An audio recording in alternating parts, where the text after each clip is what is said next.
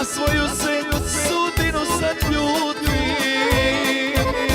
Nikom nije žao kao meni,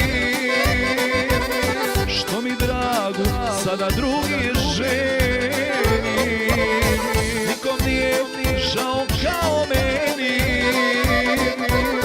što mi dragu sada drugi ženi.